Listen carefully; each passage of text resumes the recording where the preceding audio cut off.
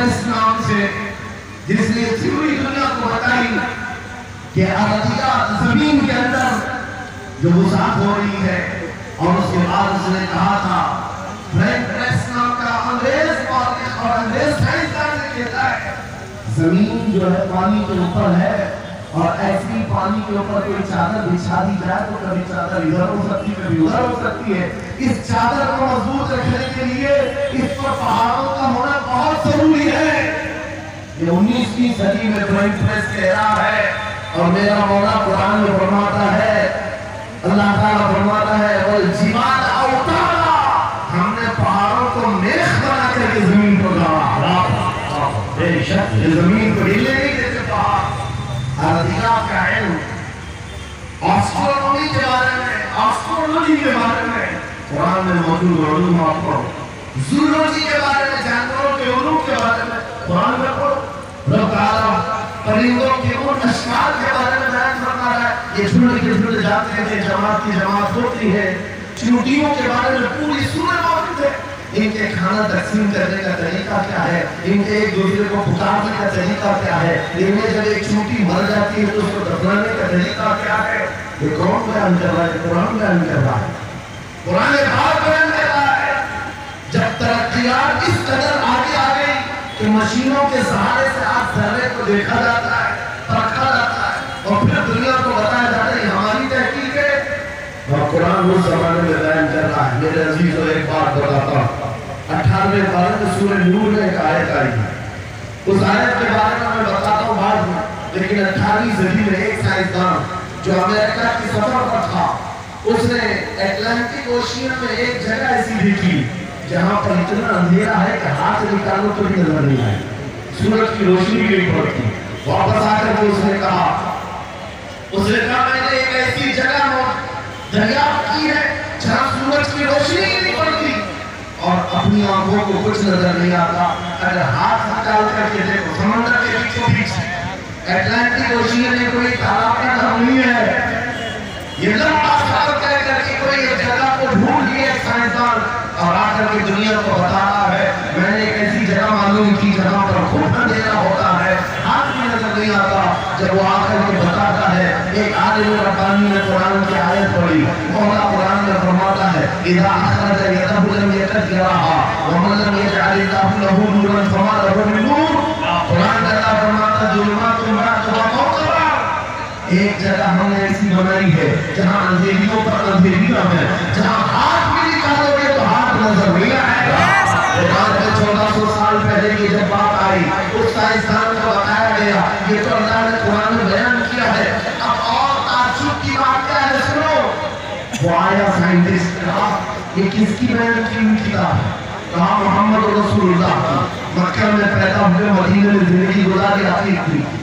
اس نے کہا میں ان کے بارے میں جاننا چاہتا ہوں، ہو سکتا ہے وہ سمندروں کے بہت بڑے ماہر تھے، وہ سمندری علوم کے بارے میں بہت کچھ جانتے تھے، انہوں نے زندگی کا بہت سارا حصہ سمندروں کے سفر میں گزارا ہوگا، اس زمانے میں ان کو اٹلانٹک اوشین میں موجود یہ اندھیرا کیسے پتہ چلا؟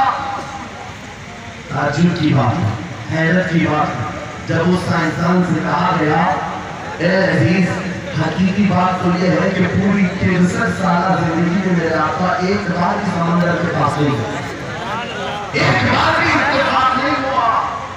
جب وہ کہتا ہے جو بندہ کبھی سمندر کے سفر پر گیا بھی نہیں اور وہ اٹلانٹک اوشین میں موجود اندھیریوں کی بات کرتا ہے تو پھر اپنے پیٹ سے نہیں اللہ کی بات ہے، یہ خالق سمندر کی بات ہے جس نے وہ اندھیریوں پر۔ میرے عزیزوں آپ سے میرا خطاب اس لیے ہے کہ جو ذخیرے اللہ تعالیٰ نے ہماری کتاب مقدس میں رکھے ہیں اس کو حل کرتے کرتے لوگوں کے بعد قابل ہو گئے، اور تم تو اخلاق سیکھنے کے لیے ایسے لوگوں کے پاس جاتے ہو جن کو پیشاب کرنے کا طریقہ نہیں معلوم۔ قرآن کے علوم کیا کم ہے تمہارے پاس؟ اب میں آتا ہوں، یہ تو سائنسی باتیں ہو گئی، میتھمیٹکس تو پورا قرآن میں اتنا ہے بیان کرتے کرتے میں دعا کر رہا ہوں۔ قرآن پاک کے عددی اعجازات، قرآن پاک کے حساب ریاضی میتھمیٹکس کے بڑے اور کچھ ہے، فزکس کے بارے میں، جغرافی کے بارے میں ہے، الجبرا کے بارے میں ہے، سائنس کے بارے میں ہے، یہ تمام علوم تو ایک مثال کے طور پر میں آپ کے سامنے رکھ رہا ہوں، لیکن افسوس میں اس قوم سے بات کر رہا ہوں جس قوم نے قرآن کو چھونا بھی بند کر دیا ہے۔ جا کر کے دیکھیں، آج ہی جا کر کے دیکھیں گھروں کے اندر تمہارے ٹی وی، فریج اور واشنگ مشین تو دھول سے صاف ہوں گے، روزانہ صاف کرتے ہوں گے، قرآن کو ہفتے ہو گئے کبھی چھوا بھی نہیں، گرد جمی ہوئی، دھول لگی ہوئی ہے۔